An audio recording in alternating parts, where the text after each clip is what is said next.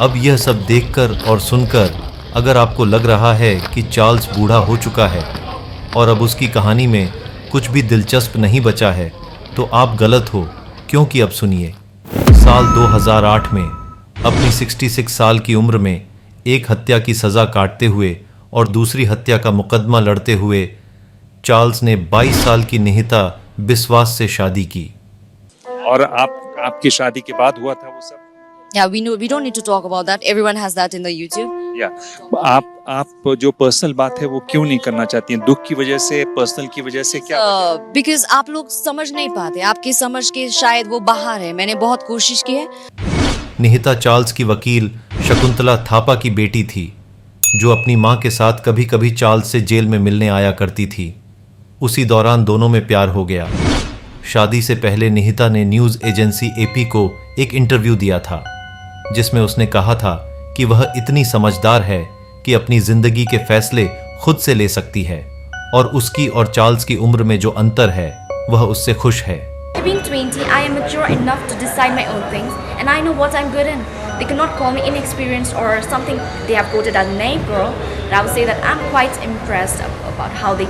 साल 2010 में जब चार्ल्स की अपील खारिज हुई, तब उसकी वकील यानी सास ने कहा कि यह फैसला अनुचित है और ये जज भ्रष्ट हैं।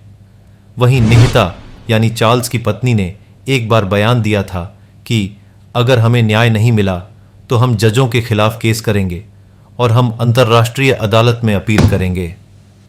उन्होंने यह बयान दिनांक 30 जुलाई 2010 को चार्ल्स शोभराज पर अंतिम फैसला आने के बाद न्यायाधीशों के खिलाफ भ्रष्टाचार का आरोप लगाया था।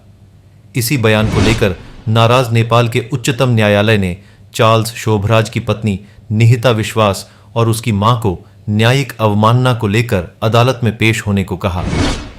न्यायालय का यह निर्देश एडवोकेट राजन अधिकारी एंड शंता सेधई की ओर से दायर एक याचिका पर सुनवाई करते हुए आया।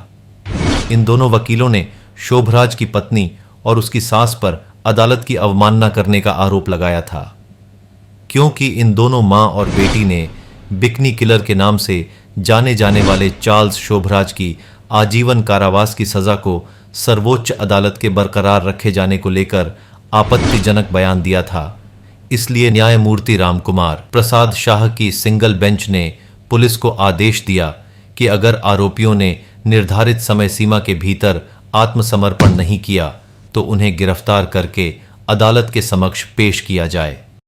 और ऐसे ही दिन से महीने और महीनों से साल बीतते चले गए और लोग भी चार्ल्स शोभराज को भूल चुके थे। लेकिन तभी एक बार फिर नेपाल में हलचल तेज हुई, जब ब्रिटेन के 2 मीडिया संस्थानों ने चार्ल्स का इंटरव्यू करके उसकी रिपोर्ट छापी थी, जिसके चलते नेपाल में खूब हो हल्ला हुआ कि आखिर जेल में बंद चार्ल्स और विदेशी पत्रकारों के बीच संपर्क कैसे हुआ। परंतु चार्ल्स का अतीत देखते हुए जेल में रिश्वत देकर सुविधाएं हासिल करना, इसमें कोई रोचक की बात नजर नहीं आती है। इससे भी दिलचस्प बातें तो चार्ल्स ने मीडिया वालों से कही थीं कि जिसमें उसने ब्रिटानी अरबपति और वर्जिन ग्रुप के संस्थापक चार्ल्स ब्रैंसन से अपनी बायोपिक में पैसे लगाने और कुछ ही दिनों में जेल से बाहर आने की बात कही थी। और उसने पत्रकारों को नेपाल आने का न्योता भी दिया था ताकि वे सब फ्लाइट से एक साथ वापस जा सकें। अब दिनांक 21 दिसंबर 2022 को नेपाल सुप्रीम कोर्ट के जस्टिस तिलक श्रेष्ठ और जस्टिस सपना प्रधान मल्ला की साझा बेंच ने उम्र और सेहत के आधार पर चार्ल्स को रिहा करने का फैसला सुनाया और साथ ही कोर्ट ने चार्ल्स की रिहाई के 15 दिनों के भीतर उसे फ्रांस को प्रत्यर्पण करने का भी आदेश दिया है। नेपाल में इस फैसले का काफी विरोध भी हुआ, लेकिन चार्ल्स को 23 दिसंबर 2022 को जेल से रिहा करके फ्रांस भेज दिया।